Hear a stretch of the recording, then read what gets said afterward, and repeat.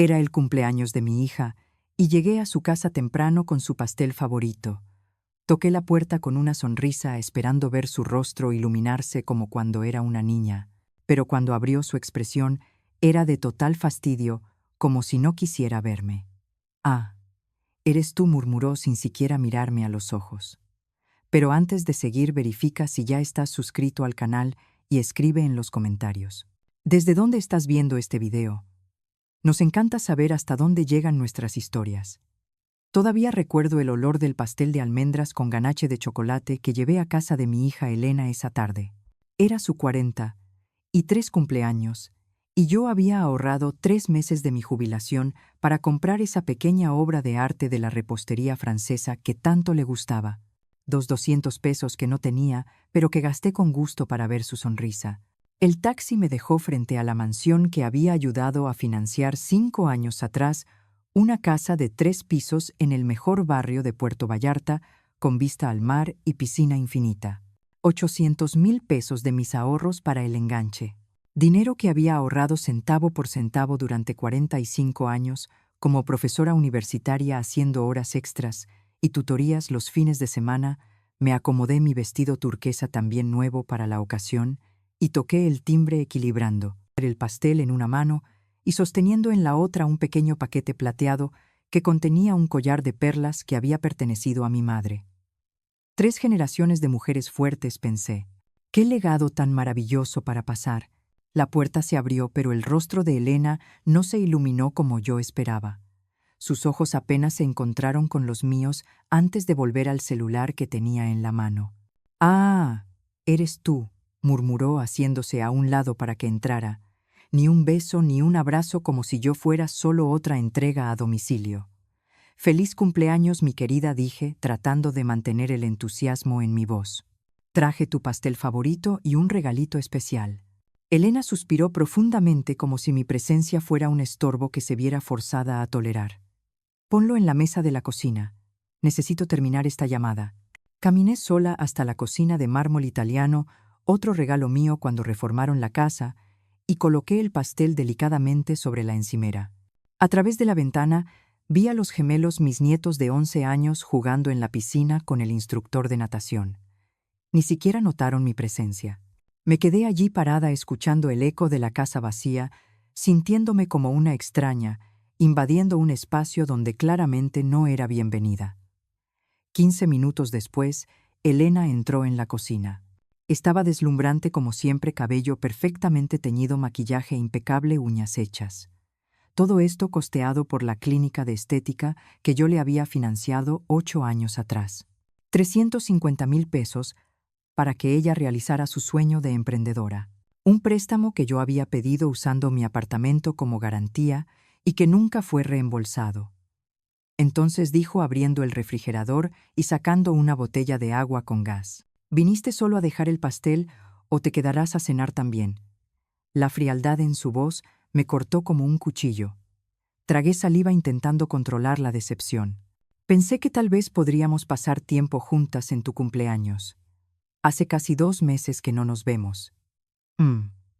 Respondió revisando de nuevo el celular. «En realidad tengo planes para más tarde. Marcelo me va a llevar a cenar a La Marea, solo nosotros dos». Marcelo, su tercer esposo, un hombre que vivía de inversiones nunca especificadas y que curiosamente siempre necesitaba de mi ayuda financiera para sus proyectos de emergencia. El último había sido hace solo 3 semanas, 60,000 pesos para un supuesto negocio de importación que no podía esperar. Dinero que yo había sacado de mis ahorros para tratamiento médico. «Entiendo», respondí, tratando de ocultar el dolor en mi voz. «Tal vez podamos almorzar mañana entonces». Elena puso los ojos en blanco y finalmente me miró directamente. Su rostro estaba tenso, como si estuviera conteniendo algo que quería decir desde hacía mucho tiempo. «Mamá, necesitamos hablar», señaló los taburetes altos alrededor de la isla de la cocina. «Siéntate». Obedecí sintiendo un nudo formarse en mi estómago. Conocía ese tono. Era el mismo que usaba de niña antes de decir algo deliberadamente cruel para probar mis límites. «He estado pensando mucho últimamente», comenzó girando lentamente el vaso de agua entre los dedos. sobre el cumpleaños, sobre la vida, sobre lo que realmente me haría feliz. Asentí tratando de parecer alentadora. Claro, querida. Dime lo que quieres. Tal vez pueda ayudar de alguna manera. Elena puso el vaso sobre la mesa con un golpe sordo y me miró directamente a los ojos. Lo que vi allí me heló hasta los huesos. No era amor, ni siquiera irritación pasajera, era puro desprecio.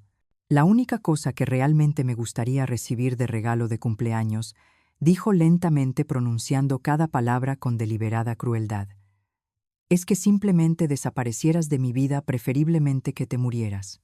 El mundo se detuvo. El aire fue succionado de la habitación. Intenté hablar, pero mi garganta se cerró. Fue como si alguien me hubiera golpeado físicamente en el pecho. ¿Qué fue todo lo que pude susurrar? Escuchaste, continuó ahora con una frialdad calculada. Estoy cansada de ti, mamá, cansada de tus llamadas constantes, de tus visitas inesperadas, de tu forma de inmiscuirte siempre en mi vida, con tus consejos anticuados, y tu insoportable necesidad emocional. Mis manos comenzaron a temblar incontrolablemente. 74 años de vida, 40, y 3 años siendo su madre, y nunca jamás imaginé que escucharía tales palabras salir de la boca de mi única hija. Elena, logré decir entre lágrimas que empezaban a formarse. Soy tu madre, te di todo, sacrifiqué todo por ti. Exacto, exclamó levantándose del taburete. Por eso me estás asfixiando. No puedo respirar con tu presencia constante. Necesito espacio. Necesito libertad. Necesito vivir mi vida sin tener que lidiar con tus expectativas y tu drama emocional. Miré el pastel de cumpleaños, las velas, aún en la caja esperando ser encendidas. Todo lo que había imaginado para ese día, abrazos, risas, recuerdos compartidos, se desvaneció como humo. Pero Elena, intenté una vez más. Solo quiero estar cerca de ti, ser parte de tu vida. Eres todo lo que tengo. Y ese es exactamente el problema, respondió cruzando los brazos.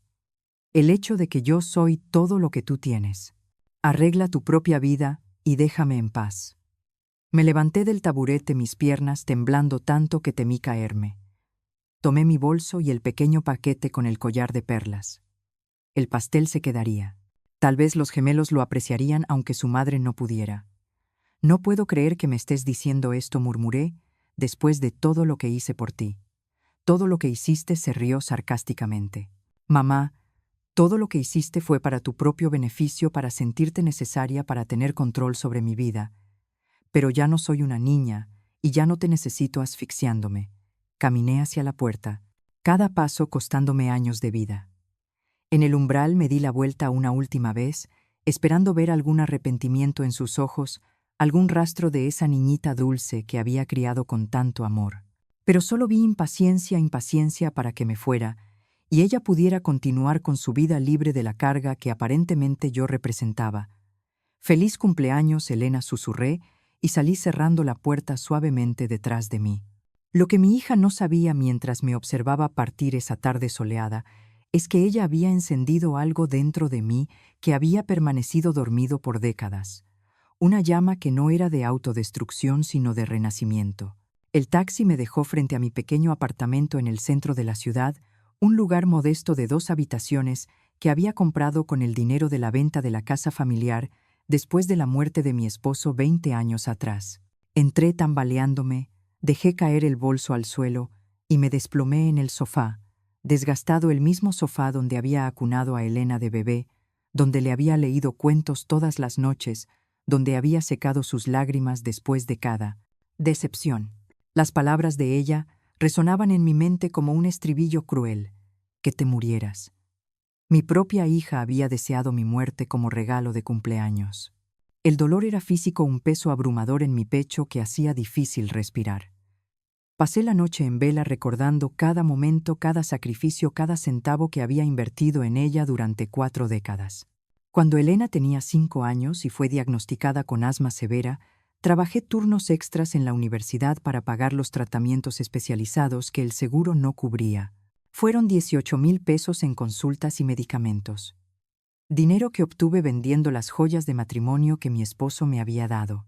A los 16, cuando quiso hacer un intercambio a los Estados Unidos, Hipotequé este mismo apartamento para pagar los 250,000 pesos del programa. Gracias, mami, me había dicho en ese momento, abrazándome fuerte en el aeropuerto. Eres simplemente la mejor madre del mundo. Palabras que ahora parecían pertenecer a otra vida, a otra persona. En la universidad, cuando Elena decidió cambiar de carrera 3 veces de Derecho a Arquitectura, luego a Administración, pagué cada semestre sin una sola queja. En total fueron casi 480,000 pesos. Dinero que conseguí dando clases extras los fines de semana y días festivos, sacrificando cualquier vida personal que pudiera haber tenido. Cuando se casó con su primer esposo, una ceremonia extravagante para 300 invitados en el mejor hotel de la ciudad, fui yo quien pagó por todo 420,000 pesos. El vestido de diseñador, las flores importadas, la orquesta, el banquete gourmet. Es el día más feliz de mi vida, mamá había dicho radiante en su vestido de princesa, y todo gracias a ti. El divorcio llegó 2 años después, seguido por un segundo matrimonio aún más caro que también terminó en menos de 3 años. Y entonces Marcelo, el esposo actual, la casa de 3 pisos, la clínica de estética, el auto de lujo que ayudé a financiar cuando el viejo se descompuso, 220,000 pesos. Las escuelas privadas bilingües para los gemelos, 48,000 pesos por trimestre. Al amanecer empecé a hacer cuentas. Encontré una caja vieja donde guardaba todos los recibos, todos los comprobantes de transferencias, todos los contratos que había firmado a lo largo de los años, no por desconfianza, sino por organización. Una vieja profesora de matemáticas nunca pierde sus hábitos. Sentada a la mesa de la cocina, con una taza de té frío que no tuve ánimo de beber, empecé a listar cada valor, cada fecha, cada motivo. El total me dejó atónita: más de 4,800,000 pesos a lo largo de 43 años, casi 5 millones de pesos que yo había dedicado a la felicidad de mi hija. Y todo eso para escuchar que su mayor deseo era mi muerte. Algo extraño sucedió mientras miraba esos números. El dolor punzante que había sentido durante toda la noche empezó a transformarse en algo diferente. No rabia, aunque también había rabia, sino una claridad cristalina que nunca había experimentado antes. Una comprensión profunda de que había sido manipulada por décadas por alguien que veía mi amor como una utilidad, no como un vínculo sagrado. Si hubiera invertido esos casi 5 millones de pesos en mí misma, si hubiera viajado, estudiado más, comprado una casa, mejor cuidado de mi salud, planeado una jubilación cómoda, ¿dónde estaría ahora? Ciertamente no en este pequeño apartamento, contando los centavos de mi mermada jubilación, posponiendo tratamientos médicos para poder seguir ayudando a una hija que deseaba mi muerte. A las 6 de la mañana hice algo que nunca había hecho antes. Tomé el teléfono y bloqueé el número de Elena. Luego bloqueé el de Marcelo. A continuación, todos los números asociados a la familia de ella. Fue un gesto pequeño pero simbólicamente poderoso. Mi primer acto de autopreservación en 4 décadas. Tomé un baño largo, me puse mis mejores ropas, un conjunto de pantalón y blazer que rara vez usaba para economizar, y salí de casa con un propósito definido que no involucraba a mi hija por primera vez en años. Primera parada: el banco. El mismo banco donde Elena y yo teníamos una cuenta conjunta para emergencias, en la cual yo depositaba regularmente pequeñas sumas para cualquier imprevisto que pudiera surgir en su vida. Una cuenta que en ese momento tenía un saldo de 180,000 pesos. Buenos días, doña Carmen. Me saludó el gerente señor Ortega, que me conocía desde hacía años. ¿En qué puedo ayudarla hoy? Quiero cerrar la cuenta conjunta número 4, Neila 526 789 y 1. Respondí con una calma que me sorprendió a mí misma. ¿Estás segura? Esa cuenta tiene un saldo considerable, advirtió consultando la computadora. Absolutamente segura, confirmé firmando los formularios con mano firme. Quiero transferir todo ese dinero a mi cuenta personal, por favor. Ver esos 180,000 pesos regresar a mi propia cuenta me dio una sensación extraña de poder, un poder que no sentía desde hacía décadas. Era solo el comienzo. Siguiente parada: la oficina de financiamiento inmobiliario. Cuando Elena y Marcelo compraron la mansión frente al mar, yo no solo di el enganche, sino que también firmé como aval del financiamiento. Eso significaba que si ellos no podían pagar, la responsabilidad recaería sobre mí. Pero también significaba que yo tenía derechos sobre esa propiedad. Doña Carmen, la oficial de préstamo señora Ramírez, me recibió con una sonrisa. ¿Qué la trae por aquí hoy? Quiero revisar los términos del contrato de financiamiento donde aparezco como aval, expliqué. Necesito entender exactamente cuáles son mis derechos y obligaciones. Mientras ella buscaba los documentos, recordé el día en que firmé esos papeles. Elena había llorado de emoción. Gracias, mamá. Eres nuestro ángel de la guarda. Te amo tanto, había dicho abrazándome con fuerza. Marcelo también había agradecido profusamente, asegurando que nunca atrasarían un pago. Aquí está toda la documentación, dijo la señora Ramírez colocando una carpeta gruesa frente a mí. Como aval, usted es responsable de los pagos, si los titulares primarios no pueden hacerlos. Pero usted también tiene el derecho de reclamar la propiedad si cree que los deudores no serán capaces de cumplir sus obligaciones. Exacto. Respondí examinando cuidadosamente cada página. ¿Cuáles serían los siguientes pasos si decidiera ejercer mis derechos como aval? Usted necesitaría demostrar que hay riesgo de incumplimiento o que ya ha habido retrasos significativos. Explicó lo que la señora Ramírez no sabía y lo que Elena inconscientemente me había revelado la semana anterior era que Marcelo había perdido recientemente una suma sustancial en una inversión fallida y que ellos habían atrasado el último pago de la hipoteca. Una información que ella compartió casualmente, probablemente esperando que yo ofreciera ayuda como siempre hacía. Perfecto, murmuré recogiendo copias de todos los documentos importantes. ¿Y si quisiera iniciar ese proceso? La señora Ramírez me miró con curiosidad, pero mantuvo el profesionalismo. Puedo agendar una reunión con nuestro departamento legal. Si lo desea, por favor, hágalo. Cuando salí de la oficina, sentí una ligereza extraña, como si estuviera flotando sobre las calientes aceras de la ciudad. Durante 43 años había vivido para Elena. Había sacrificado mis propios sueños, mi dinero, mi tiempo, mi salud, todo para darle a ella la vida que siempre quiso. Y el resultado, ella deseaba mi muerte como regalo de cumpleaños. Mi siguiente parada fue un lugar que no visitaba desde hacía años, la agencia de viajes Horizontes Nuevos, especializada en nuevos comienzos para la tercera edad. Había guardado un folleto de ellos por años, soñando secretamente con posibilidades que siempre parecían fuera de mi alcance. Buenas tardes, me saludó una joven asesora llamada Lucía. ¿Cómo puedo ayudarla? Vi su programa sobre jubilados en el extranjero, respondí sentándome cómodamente en la silla frente a su escritorio. Me gustaría información completa sobre cómo una mujer de 74 años puede comenzar una nueva vida en España. Los días siguientes fueron una montaña rusa de emociones y preparativos secretos. Cada mañana me despertaba con una mezcla de dolor, determinación y algo que no sentía desde hacía mucho tiempo: esperanza. Era como si hubiera despertado de un largo trance donde vivía solo para satisfacer los caprichos de mi hija, y ahora finalmente estaba viviendo para mí misma. El martes mi teléfono sonó insistentemente. Era Elena. Ignoré la llamada. Me llamó 5 veces más, dejando mensajes cada vez más irritados. Mamá, necesito hablar contigo. Mamá, ¿estás bien? ¿Por qué no contestas, mamá? Los gemelos tienen una presentación en la escuela el jueves y necesitamos que te quedes con ellos después. Mamá, estoy empezando a preocuparme. La ironía no se me escapó. La misma mujer que había deseado mi muerte como regalo de cumpleaños estaba ahora preocupada porque yo no contestaba sus llamadas. No porque me echara de menos o se preocupara por mi bienestar, sino porque me necesitaba para algo. El miércoles recibí la visita de mi vecina y amiga de toda la vida, Dolores, una mujer de 70 años, que había presenciado silenciosamente todos mis sacrificios por Elena a lo largo de las décadas. Carmen, dijo sentada en mi sala con una taza de café, te ves diferente. Pasó algo. Le conté todo.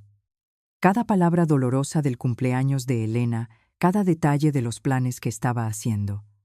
Dolores escuchó en silencio, sus ojos se llenando gradualmente de lágrimas. Dios mío, Carmen, murmuró cuando terminé. No puedo creer que Elena te dijera algo tan cruel después de todo lo que hiciste por ella.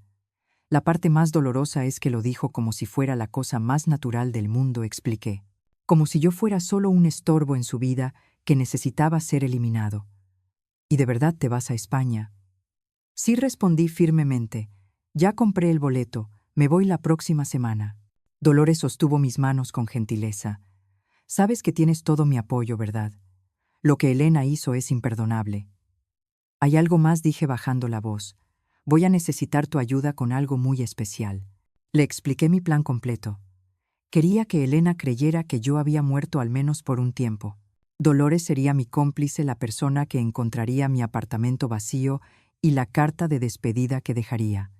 Es brillante, murmuró Dolores con una sonrisa cómplice. Esa niña ingrata finalmente va a entender lo que significa perderte. ¿Me ayudarás? Claro que sí. De hecho, creo que es exactamente lo que Elena necesita para reaccionar. Esa noche trabajé en la carta más importante de mi vida, la carta que lo cambiaría todo para siempre. Escribí y reescribí cada palabra, asegurándome de que transmitiera exactamente lo que quería decir. Mi querida Elena, comencé. Me pediste como regalo de cumpleaños que desapareciera de tu vida y he decidido conceder deseo. Cuando leas esta carta ya estaré lejos de aquí comenzando la vida que debía haber vivido hace décadas en lugar de sacrificarlo todo por ti.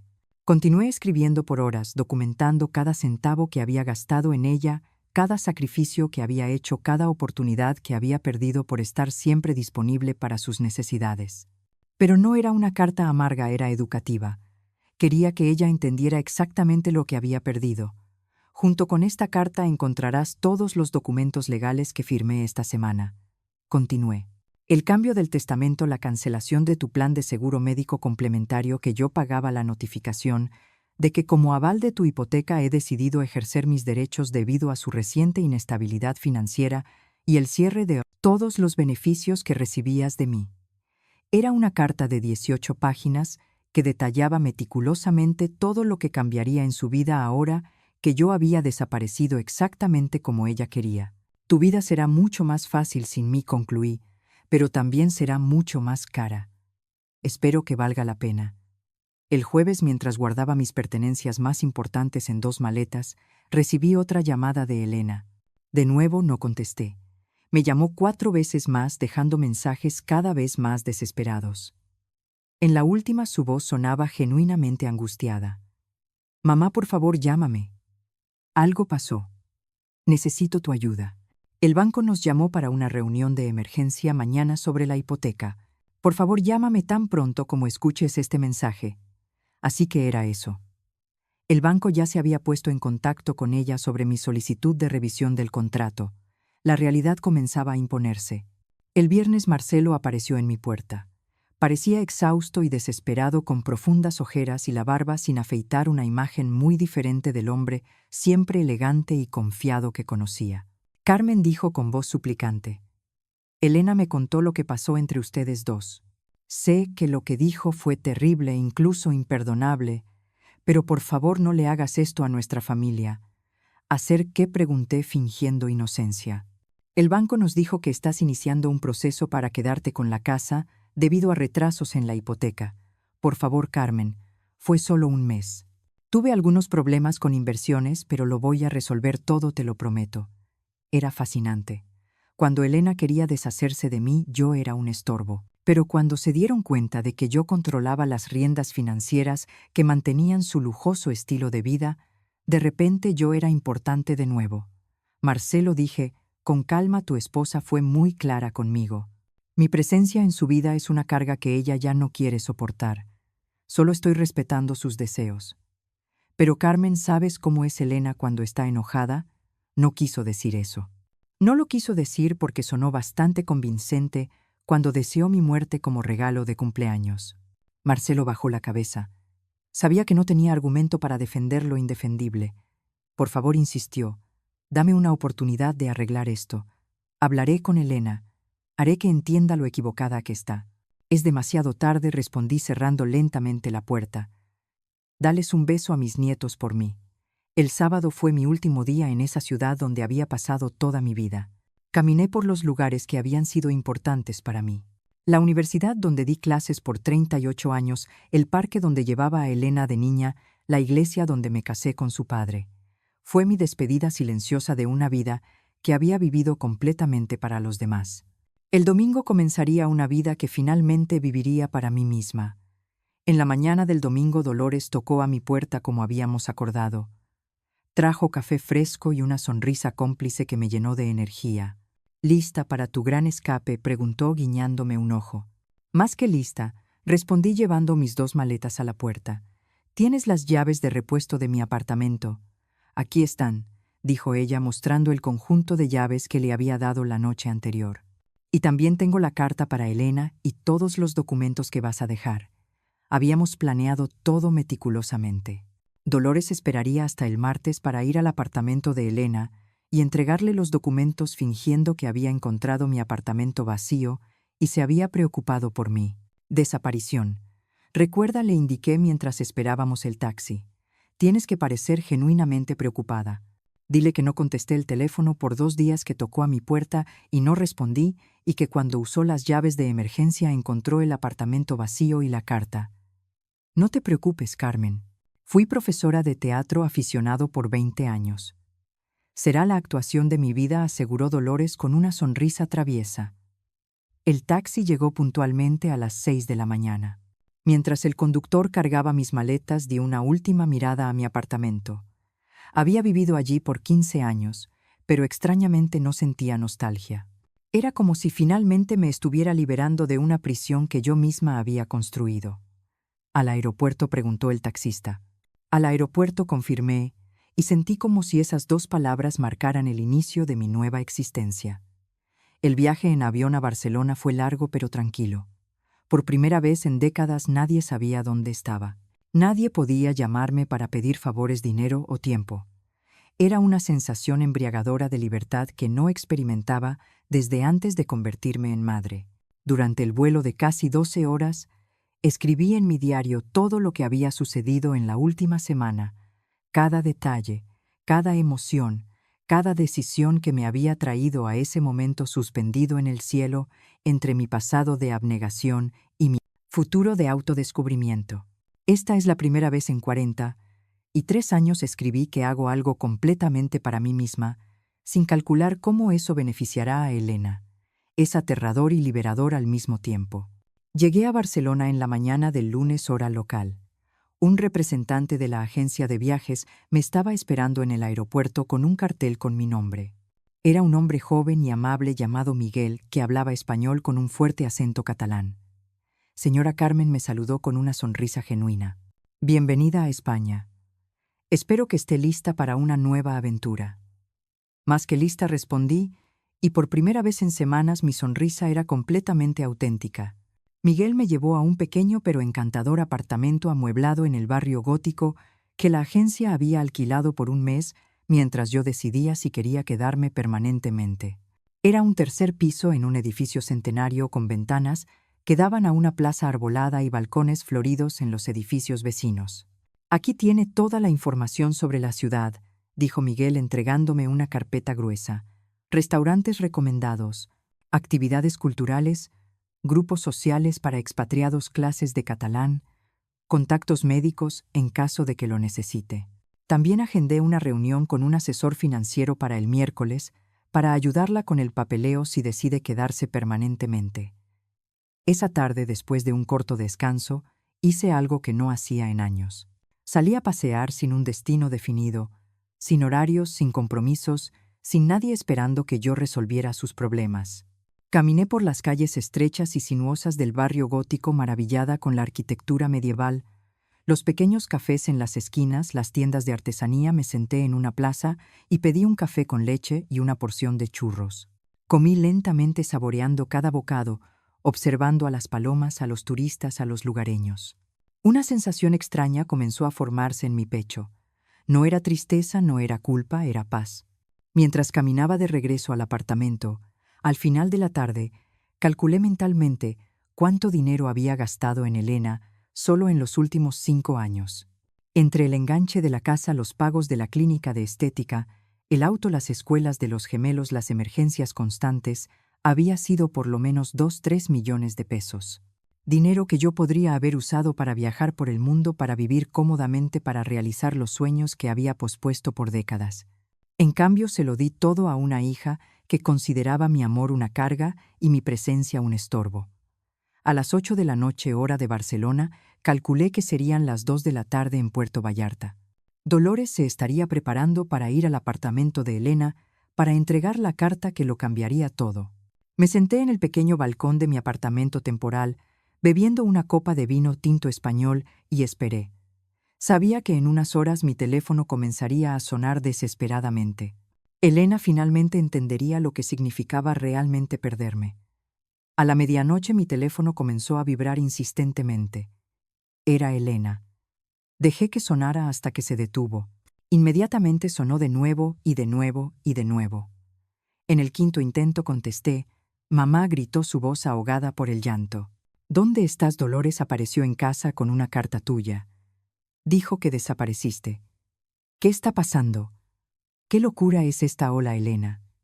Respondí con calma observando las luces de la ciudad antigua mientras hablaba. ¿Ya leíste la carta? Sí la leí. ¿Te volviste loca? ¿Cómo pudiste hacernos esto? ¿Dónde estás? Estoy exactamente donde necesito estar, lejos de ti como deseaste. Pero yo no quería eso. Yo no quería que de verdad te fueras. Solo estaba enojada, frustrada. Ahí estaba. La táctica típica de Elena. Minimizar el daño que había causado, hacerme sentir culpable por reaccionar a su crueldad. ¿No lo quisiste decir cuando me dijiste que tu mayor deseo de cumpleaños era que me muriera? Pregunté. Porque sonaste bastante convincente. Fue solo. Yo solo estaba estresada. Marcelo perdió dinero en una inversión. Los niños están dando problemas en la escuela. La clínica no está yendo bien. No debí haberme desquitado contigo. Tienes razón, no debiste. Pero ya está hecho, y las palabras no pueden ser desdichas. Pero mamá, por favor, vuelve. Te necesitamos. Te necesito. Qué interesante era esto. Ahora me necesitaba. Ahora que había leído la carta detallando todos los beneficios financieros que había perdido. Ahora que sabía que podría perder la casa. Ahora que entendía que tendría que pagar por su propio seguro médico complementario y encontrar quien cuidara de los gemelos cuando quisiera salir. ¿Me necesitas a mí o a mi dinero?, pregunté directamente. Hubo un largo silencio al otro lado de la línea. Te necesito a ti, murmuró finalmente, pero su voz no sonaba convincente. Elena, durante 43 años viví para ti. Sacrifiqué mis sueños, mi dinero, mi tiempo, mis oportunidades, y cuando finalmente necesité sentir que me amabas y valorabas, me dijiste que preferías que estuviera muerta. Esas palabras me partieron el corazón de una manera que jamás podré reparar. Lo siento mucho, mamá. Lo siento mucho de verdad. Las disculpas no son suficientes, Elena. El daño está hecho. ¿Y sabes algo? Tal vez fue lo mejor que pudiste haberme dicho, porque finalmente me abrió los ojos y me hizo entender que he vivido toda mi vida de manera equivocada. ¿A qué te refieres? Me refiero a que por primera vez en décadas estoy viviendo para mí misma, y eso es maravilloso. ¿Dónde estás, mamá? Por favor, dime, imploró Elena, su voz ahogada por las lágrimas. Los gemelos están preguntando por la abuela. No entienden por qué desapareciste. Era fascinante cómo ahora que yo no estaba disponible, mis nietos de repente me echaban de menos. Durante todos estos años, cuando yo cancelaba mis planes para cuidarlos, cuando les compraba regalos caros, cuando los llevaba al parque, mientras Elena iba de compras, era solo lo que se esperaba de mí. Pero ahora que yo me había ido, mi ausencia se sentía. Los niños estarán bien, respondí, mirando las estrellas sobre Barcelona. Son resilientes. Lo que aprenderán es que las acciones tienen consecuencias y que las palabras dolorosas pueden destruir relaciones para siempre. Pero mamá, por favor, no puedes simplemente desaparecer así. Y si algo te pasa y si te enfermas, ¿cómo vamos a saberlo? Ahora le preocupaba mi bienestar. Qué conveniente, Elena. En los últimos 3 años tuve 2 episodios de presión alta que me llevaron al hospital. ¿Sabes cuántas veces me visitaste? Ninguna. Siempre tenías algo más importante que hacer. Eso no es verdad, protestó débilmente. Es verdad. La primera vez te llamé desde la sala de emergencias. Dijiste que no podías venir porque tenías una fiesta en casa de una amiga. La segunda vez era el cumpleaños de Marcelo y estaba celebrando. El silencio al otro lado de la línea confirmó que ella recordaba perfectamente cada ocasión. Yo pensé que no era serio, murmuró. Claro, porque mi salud nunca fue una prioridad para ti, pero mis cheques sí lo eran. No es sobre el dinero, gritó Elena. Es sobre ti. Te echo de menos, mamá. ¿Me echas de menos a mí ¿O echas de menos tener a alguien disponible las 24 horas del día para resolver tus problemas? Colgué sin esperar una respuesta. El teléfono volvió a sonar, pero esta vez lo silencié por completo. Necesitaba paz para disfrutar mi primera noche de libertad en un nuevo país. Los días siguientes fueron un descubrimiento constante no solo de Barcelona, sino de mí misma. Había partes de mi personalidad, intereses y deseos que se habían quedado dormidos por décadas mientras yo vivía en función de Elena. Ahora se despertaban uno por uno como flores después de una larga sequía. Descubrí que me encantaba la arquitectura gótica y podía pasar horas admirando los detalles de la Catedral de Barcelona. Me di cuenta de que tenía un talento natural para los idiomas y que el catalán, con sus similitudes al español, no era tan difícil como imaginaba. Redescubrí mi amor por las matemáticas, algo que había enseñado por años, pero que hacía mucho tiempo no practicaba por placer. El miércoles tuve mi reunión con el asesor financiero español. Era un hombre mayor llamado señor Ferrer que me ayudó a entender todas mis opciones para la residencia permanente en España. Con sus ahorros actuales y su jubilación mexicana, explicó: usted puede vivir cómodamente aquí por muchos años. España tiene excelentes programas de salud para jubilados extranjeros y la calidad de vida en Barcelona es excepcional. Por primera vez en años hablé abiertamente sobre mis finanzas sin preocuparme por ahorrar dinero para las emergencias de Elena. Era liberador calcular mis gastos basados únicamente en mis propias necesidades y deseos. Usted también puede invertir parte de sus ahorros aquí en España, continuó el señor Ferrer. Los rendimientos son estables y seguros. En 5 años podría aumentar significativamente su patrimonio si invierte con sabiduría. Aumentar mi patrimonio. Cuántas veces tuve esa oportunidad, pero siempre preferí gastar el dinero en los caprichos de mi hija. ¿Hay algo más que deba saber?, pregunté. Tenemos muchos clientes en situaciones similares a la suya, añadió el asesor con una sonrisa comprensiva. Personas mayores que vinieron a España buscando un nuevo comienzo después de relaciones familiares complicadas. Usted no está sola en esta experiencia. Esa información me confortó profundamente. No era la única madre que había sido manipulada y desechada por hijos ingratos. Había toda una comunidad de personas que habían elegido su propia felicidad en lugar de las demandas tóxicas de sus familias. El viernes me uní a un grupo de caminata para expatriados seniors. Había 12 personas, todas entre 65 y 80 años, todas buscando aventura y nuevas experiencias. Durante el paseo por las colinas que rodean Barcelona, comencé una conversación con una mujer llamada Luisa, una italiana de 76 años, que había llegado a España 3 años antes. Que la trajo por aquí?, me preguntó mientras admirábamos la vista panorámica de la ciudad. Una hija que me dijo que su mayor deseo de cumpleaños era que me muriera. Respondí sin filtros.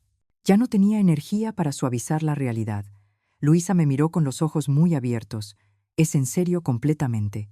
Después de financiar su casa, prácticamente criar a sus hijos y sacrificar mi jubilación por sus necesidades, me dijo que mi presencia en su vida era una carga insoportable. Dios mío, murmuró Luisa. ¿Y qué hiciste? ¿Qué desaparecí de su vida? Y aquí estoy. Luisa sonrió con admiración. Eres muy valiente. Yo tardé 7 años en tomar la decisión de alejarme de mi familia tóxica. Mi hijo y mi nuera me trataban como un cajero automático ambulante. Durante el resto del paseo, Luisa y yo compartimos nuestras historias. Ella había venido a España después de darse cuenta de que sus hijos adultos solo la contactaban cuando necesitaban dinero para sus vacaciones, sus autos nuevos o sus caprichos. Cuando decidió imponer límites, la acusaron de ser una madre egoísta y la amenazaron con no dejarla ver a sus nietos. Los primeros meses fueron difíciles, confesó Luisa mientras descendíamos un sendero arbolado. La culpa me consumió. Pensé que tal vez era realmente egoísta, que una buena madre siempre debe sacrificarse por sus hijos. ¿Y qué cambió tu perspectiva? Me di cuenta de que mis hijos nunca se preguntaron si yo era feliz, si tenía suficiente dinero para mis propias necesidades o si mis sacrificios constantes me estaban lastimando. A ellos solo les importaba lo que yo podía darles. Eso no es amor, Carmen, es explotación. Las palabras de ella resonaron profundamente en mi corazón.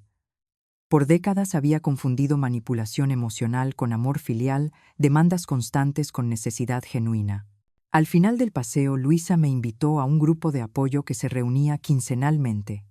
Mujeres mayores que habían tomado la difícil decisión de priorizar su bienestar por encima de las expectativas familiares tóxicas. Acepté de inmediato. Esa noche encendí mi teléfono por primera vez en TR Días. Tenía 78 llamadas perdidas y 32 mensajes de texto. La mayoría era de Elena y Marcelo, pero también había algunas de números desconocidos, probablemente amigos que ellos habían reclutado para intentar localizarme. Leí los mensajes cronológicamente, observando la evolución del pánico de mi hija. Los primeros aún eran emocionales. Por favor, mamá, vuelve. Te necesitamos. Los niños están llorando por ti. Pero gradualmente se volvieron más desesperados y centrados en cuestiones financieras. El banco nos llamó para otra reunión. Dicen que solicitaste una revisión del contrato como aval. No pueden quitarnos la casa por un malentendido. En el cuarto día los mensajes se habían vuelto agresivos. Esto es ridículo, mamá. Estás arruinando nuestras vidas por una rabieta. Actúa como una adulta y vuelve. Y finalmente desesperados. Llamé a todos los hospitales, a la policía, a tus amigos. Nadie sabe dónde estás.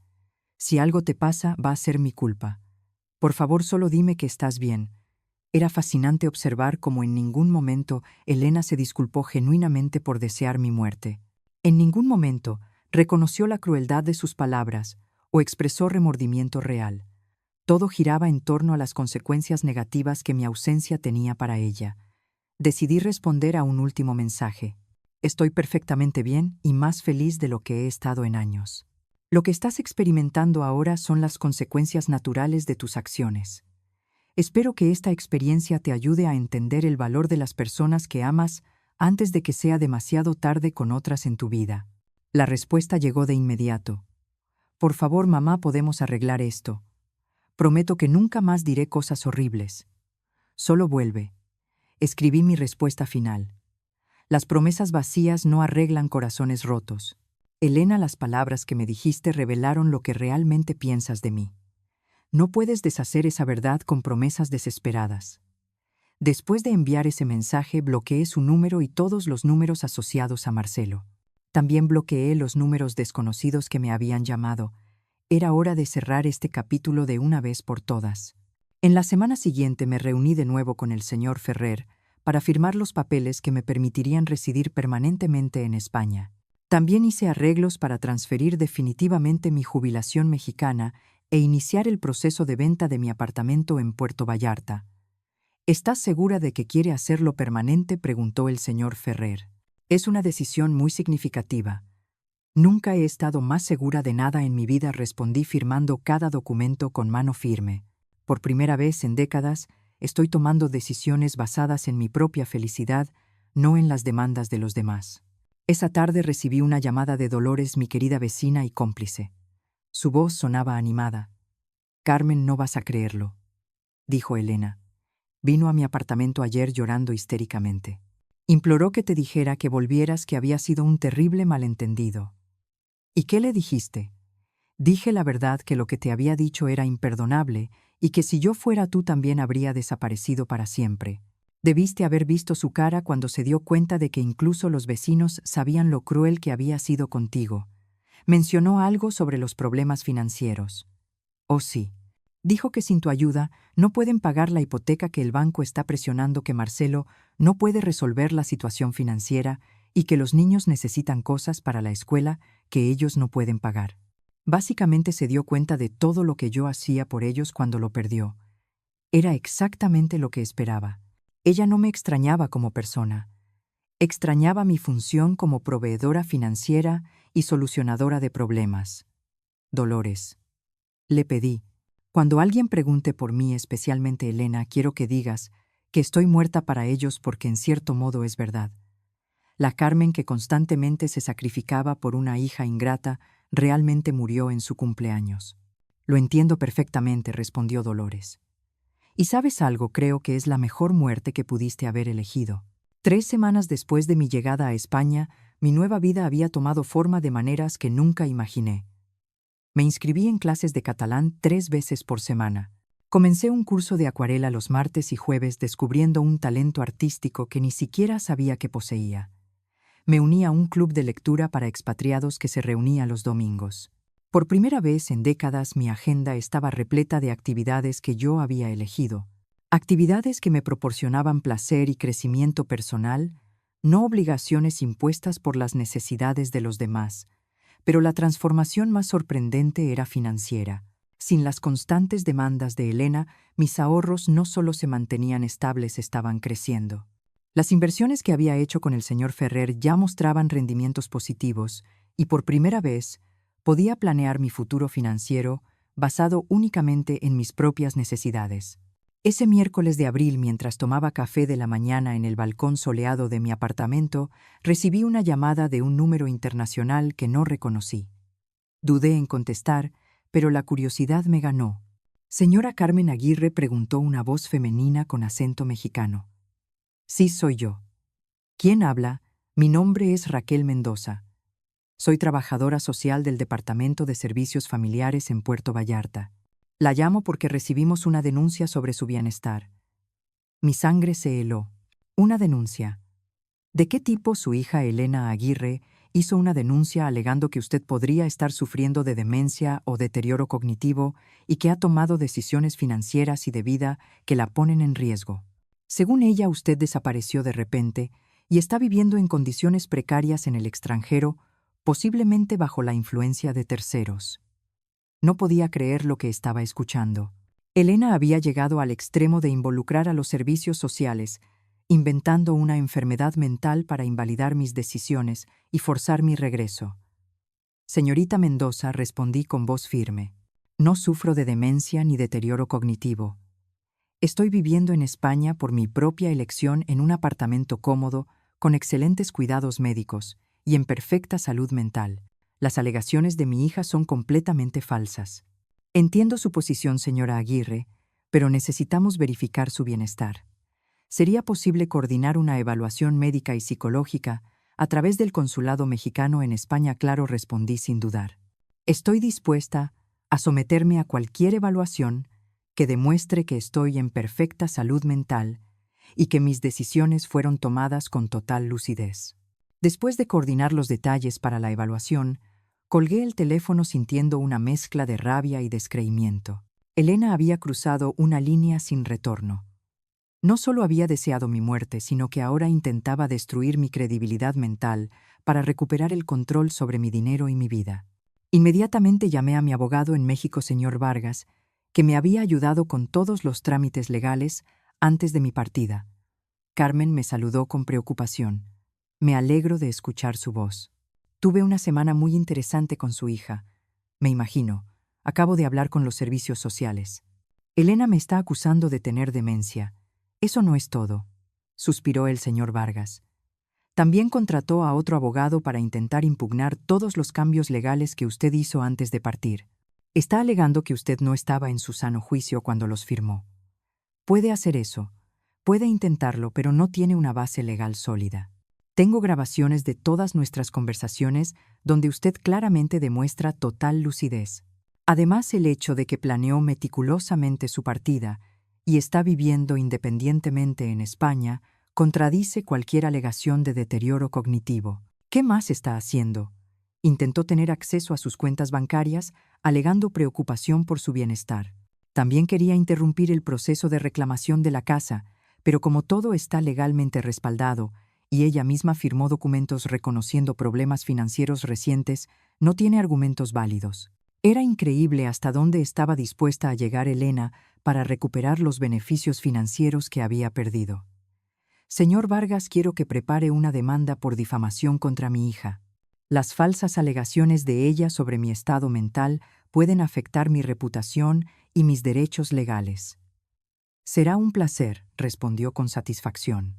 «Después de ver cómo la trató, creo que es hora de que se enfrente a las consecuencias legales de sus acciones». 2 días después, comparecí en el Consulado Mexicano en Barcelona para las evaluaciones médicas y psicológicas.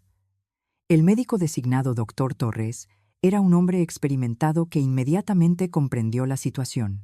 «Señora Aguirre», me dijo después de una exhaustiva evaluación de 3 horas.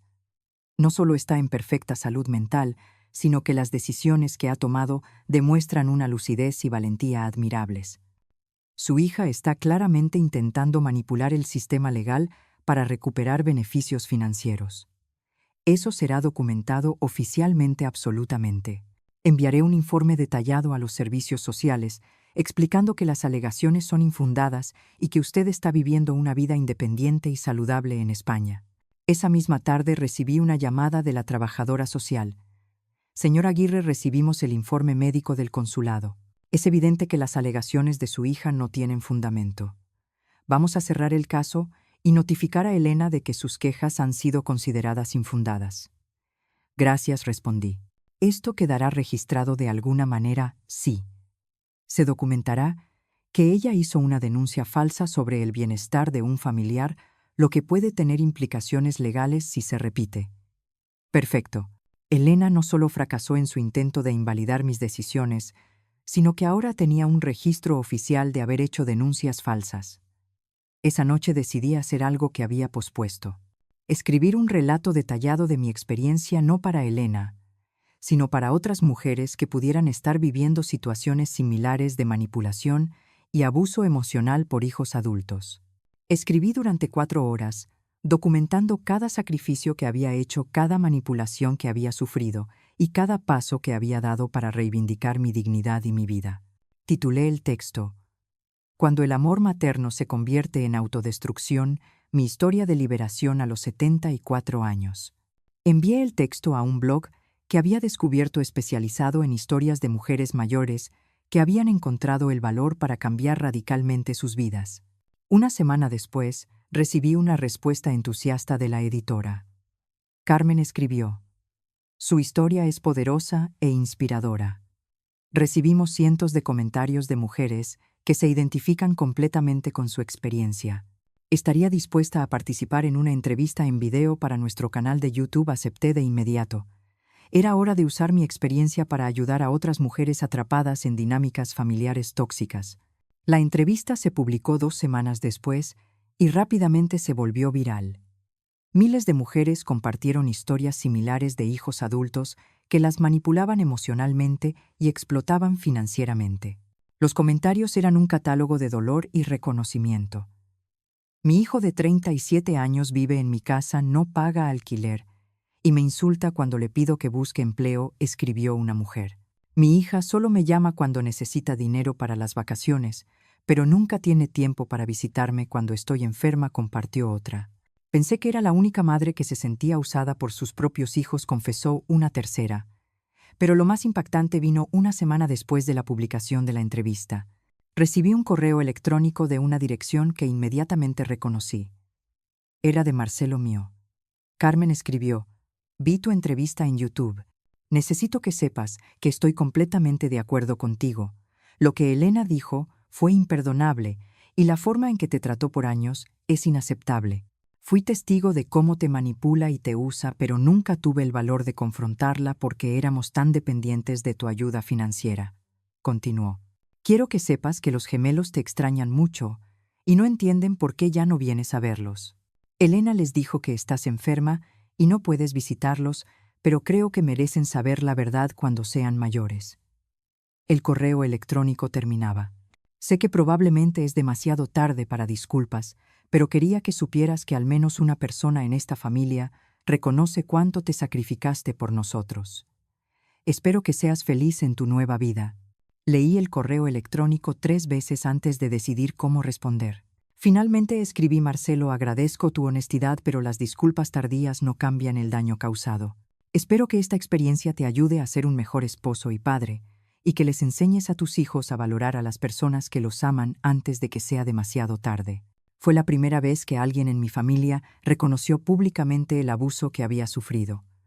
Eso no cambió mi decisión de mantener la distancia, pero me dio una sensación de validación que había necesitado por años. Mi nueva vida en España florecía de maneras inimaginables. Tenía amigos genuinos que me valoraban por quien yo era, no por lo que podía dar. Redescubrí pasatiempos y pasiones. Tenía paz mental y estabilidad financiera. y lo más importante, tenía dignidad.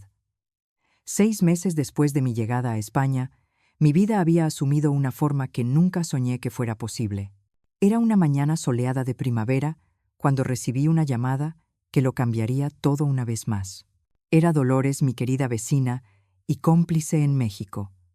Carmen dijo: «Con voz animada tienes que escuchar esto.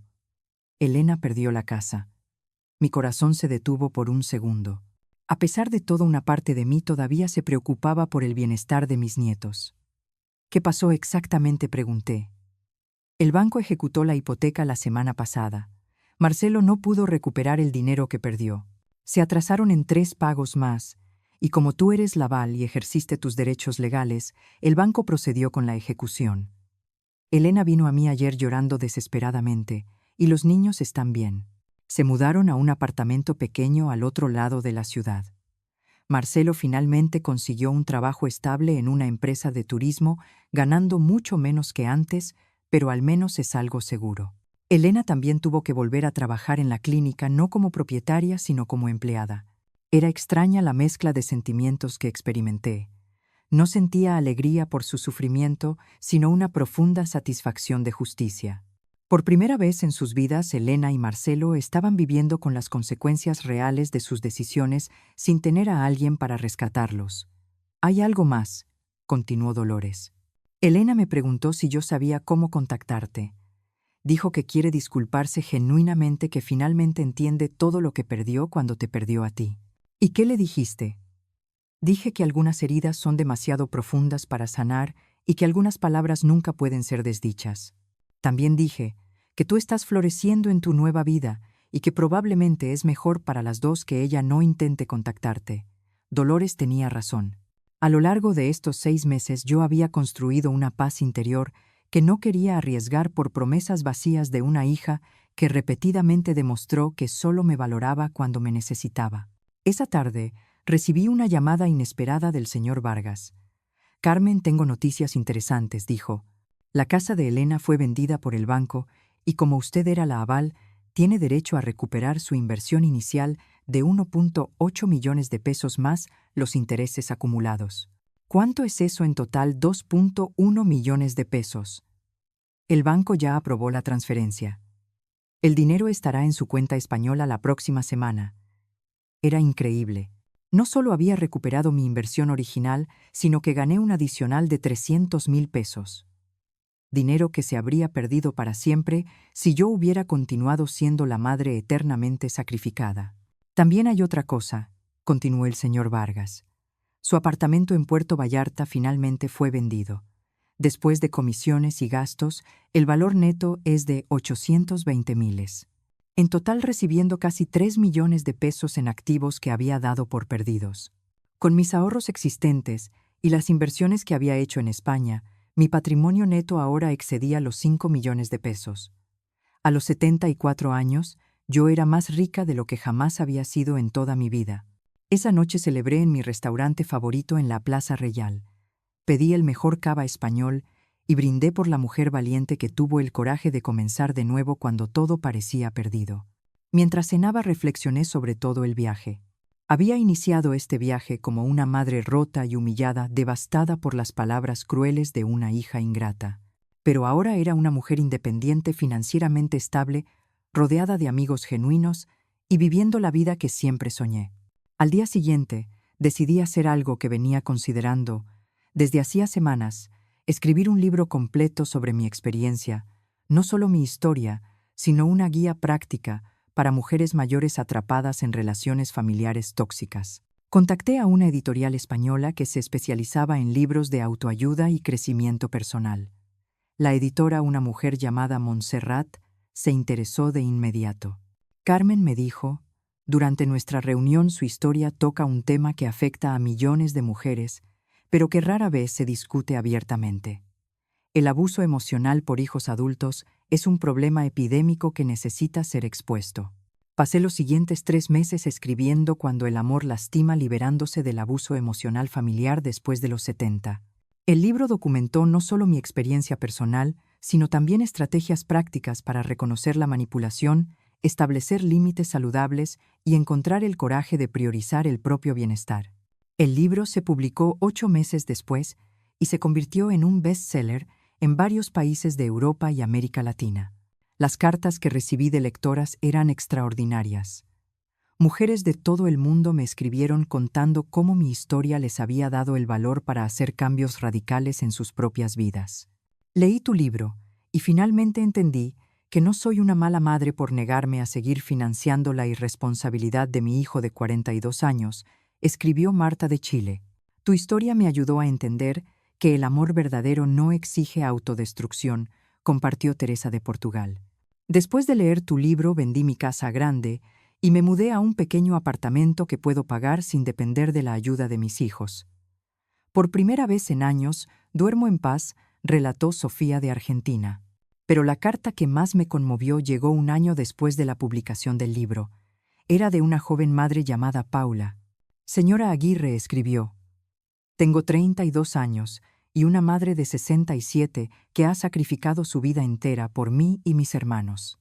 Después de leer su libro, me di cuenta de que la estamos tratando exactamente como Elena la trató a usted. Su historia me abrió los ojos y me hizo entender que estaba repitiendo un patrón tóxico que podría destruir mi relación con mi madre para siempre. Ayer llamé a mi madre y me disculpé por todos los años de darla por sentada. También le dije que quiero ayudarla a realizar sus propios sueños en lugar de esperar que siempre esté disponible para los míos. Gracias por ayudarme a entender esto antes de que fuera demasiado tarde. Esa carta me hizo llorar de alegría. Mi dolor había servido para evitar que otras familias pasaran por la misma destrucción. 2 años después de mi llegada a España, recibí una carta física en mi buzón. La caligrafía en el sobre era familiar, pero no pude identificarla de inmediato. Cuando la abrí, mi corazón se aceleró. Era de mis nietos ahora de 13 años. Querida abuela Carmen, escribieron con caligrafía de adolescentes. Papá nos contó la verdad sobre por qué te fuiste. Dijo que mamá te dijo cosas muy crueles y por eso decidiste comenzar una nueva vida lejos de nosotros. Queremos que sepas que te extrañamos mucho y que entendemos por qué te fuiste. También queremos que sepas que estamos orgullosos de ti por ser tan valiente. Cuando seamos mayores, nos gustaría visitarte en España si quieres recibirnos. La carta incluía dibujos que habían hecho de mí viviendo feliz en las calles de Barcelona. Lloré por 1 hora después de leer esa carta, no por tristeza, sino por la comprensión de que mi decisión de preservar mi dignidad había sido la correcta, incluso si eso significaba alejarme de personas que amaba. Decidí responderles. Mis queridos nietos, escribí sus palabras, son el regalo más hermoso que he recibido en años. Los amo profundamente y siempre los amaré sin importar la distancia. Cuando sean mayores y puedan tomar sus propias decisiones, las puertas de mi corazón y de mi casa siempre estarán abiertas para ustedes. Hasta entonces, quiero que sepan que la abuela está viviendo una vida plena y feliz, rodeada de belleza y paz. Guarden ese amor que sienten por mí, pero también aprendan de esta experiencia. Las palabras tienen el poder de construir o destruir, y las relaciones se basan en el respeto mutuo, no en el sacrificio unilateral. Los amo con todo mi corazón. Hoy, 3 años después de ese terrible cumpleaños que cambió mi vida para siempre, estoy sentada en el balcón de mi nuevo apartamento en Barcelona, que compré con mi propio dinero contemplando el mar Mediterráneo mientras escribo las últimas líneas de mi historia. Tengo 77 años, un patrimonio de más de 6 millones de pesos, un libro bestseller, traducido a 8 idiomas, amigos queridos de todo el mundo y una paz interior que jamás pensé que volvería a experimentar. Elena me pidió como regalo de cumpleaños que desapareciera de su vida. Le concedí ese deseo de la manera más extraordinaria posible. Lo que ella nunca calculó fue que al perderme no solo perdió a una madre que la amaba incondicionalmente, sino también a la persona que mantenía su mundo financiero estable por décadas. La semana pasada recibí un correo electrónico de Elena, el primer contacto directo después de 3 años. Mamá escribió: leí tu libro. Nunca imaginé cuánto te lastimé, cuánto te sacrificaste por mí, cuánto te di por sentada durante toda mi vida. No estoy pidiendo que vuelvas o que me perdones. Solo quiero que sepas que finalmente entendí lo que intentaste enseñarme, aunque de la manera más difícil. Espero que seas feliz en tu nueva vida, porque te mereces toda la felicidad del mundo. No respondí al correo electrónico. Algunos puentes, una vez quemados, no pueden ser reconstruidos. Pero guardé sus palabras en el corazón, no como una victoria, sino como confirmación de que todo dolor puede eventualmente transformarse en sabiduría. Mi desaparición fue mi regalo para ella. Mi nueva vida fue mi regalo para mí, y valió cada lágrima, cada sacrificio, cada momento de dolor que me trajo hasta aquí. Porque a veces la única manera de salvarse es tener el valor de perderse por completo para renacer como la persona que siempre se estuvo destinada a ser. Ahora, si te gustó esta historia, haz clic en este próximo video que está apareciendo en la pantalla, porque en él hay una historia de traición y giro como nunca antes habías visto. Tam.